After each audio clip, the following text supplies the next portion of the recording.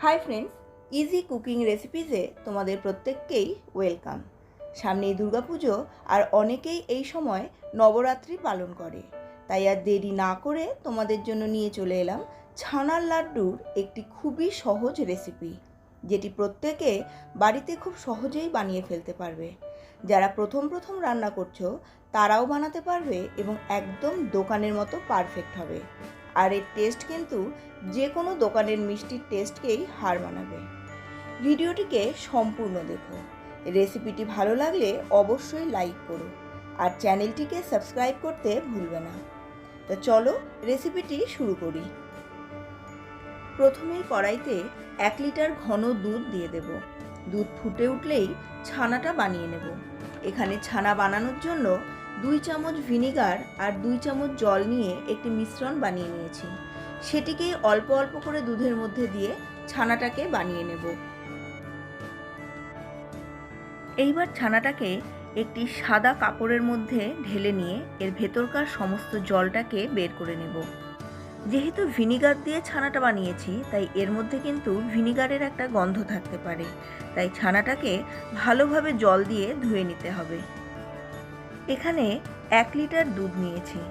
ছানার ভেতর থেকে জলটাকে ভালোভাবে বের করে দেওয়ার জন্য এর ওপরে একটি পাত্র চাপা দেব এবং তার মধ্যেও 1 লিটার জলই কিন্তু নিয়ে নেব। এই প্রসেসে যদি ছানার ভেতরকার জল বের করা হয় তাহলে কিন্তু ছানাটা কখনোই আর হার্ড হবে না, একদমই শক্ত হবে না, এটা নরম থাকবে। এখানে 1.5 কাপ গুঁড়ো দুধ নিয়েছি আর নিয়েছি 1/2 কাপ কনডেন্স মিল্ক। ঘণ্টাখানেক ছানার মধ্যে থেকে জলটা ঝরিয়ে নিয়ে এবার ছানাটাকে অন্য একটি পাত্রে ঢেলে ভালোভাবে হাত দিয়ে একটু মেখে নিতে হবে।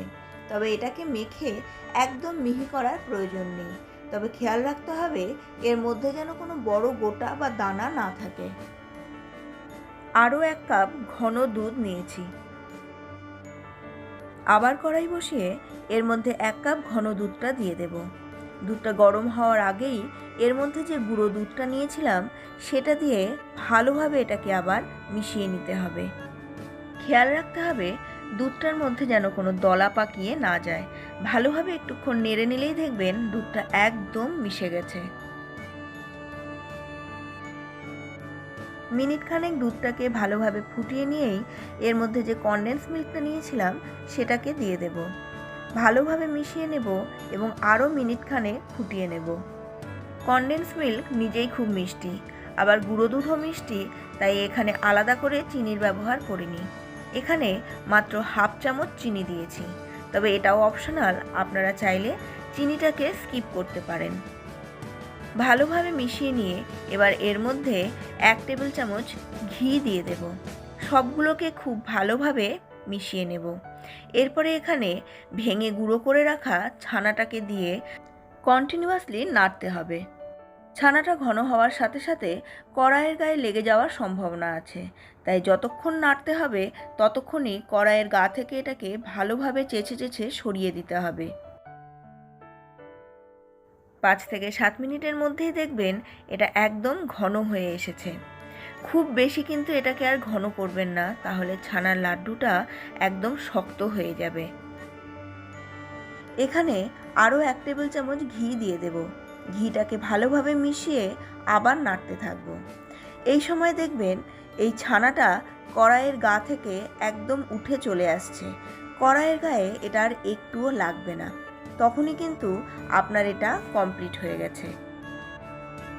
এইবার গ্যাসের ফ্লেমটা অফ করে এই ছানার মণ্ডটাকে অন্য একটি পাত্রে ঢেলে নেব। এটাকে সামান্য একটু ঠান্ডা করতে হবে। ঠান্ডা করার জন্য এটাকে একটু হাত দিয়ে প্রেস করে ছড়িয়ে দিয়েছি। হাতের মধ্যে সামান্য একটু ঘি লাগিয়ে নিয়ে এবার আবার এই ছানাটাকে ভালোভাবে মেখে নেব। ছানাটা যত ঠান্ডা হবে দেখবেন এটা ততটাই কিন্তু শক্ত হতে থাকবে। মণ্ডটাকে খুব ভালোভাবে মেখে নিয়ে এবার এখান থেকে ছোট ছোট লাড্ডুর আকারে বানিয়ে নিন। শেপটা আপনারা আপনাদের মন পছন্দ দিতে পারেন। আমি লাড্ডুর আকারে করেছি, আপনারা চাইলে এটাকে কিন্তু বরফির মতন করেও বানাতে পারেন। এই মিষ্টিটা বানাতে না তো খুব বেশি উপকরণ লাগে, না তো অনেকক্ষণ সময় লাগে, আর আপনারা দেখতেই পেলেন এটা কিন্তু বানানো মোটেই কঠিন নয়। এবারকার নবরাত্রিতে একদিন হলেও এই রেসিপিটিকে ট্রাই করে দেখুন, আপনাদের কিন্তু ভীষণ পছন্দ হবে। ইজি কুকিং রেসিপিসে আমি তোমাদের সঙ্গে শেয়ার করার চেষ্টা করব বিভিন্ন রান্নাগুলোকে কিভাবে খুব সহজে এবং বাড়িতেই তোমরা বানিয়ে ফেলতে পারো। এই মিষ্টিগুলোকে আরও একটু ইউনিক টেস্ট দেওয়ার জন্য গুঁড়ো দুধের মধ্যে এটাকে একটু ঘুরিয়ে নিন, তাহলে এর ওপর দিয়ে গুঁড়ো দুধের একটা কোটিং তৈরি হয়ে যাবে। অদ্ভুত সুন্দর লাগে এগুলো খেতে। আমি আশা করছি আজকের রেসিপিটি তোমাদের পছন্দ হয়েছে। যদি পছন্দ হয় তাহলে কিন্তু অবশ্যই একটা লাইক করবে, চ্যানেলটিকে সাবস্ক্রাইব করতে ভুলবে না। নবরাত্রি আর পুজো স্পেশাল বিভিন্ন ধরনের রেসিপি নিয়ে তোমাদের কাছে খুব শীঘ্রই আবার ফিরে আসব। তোমরা নিশ্চয়ই আমার সঙ্গে থাকবে।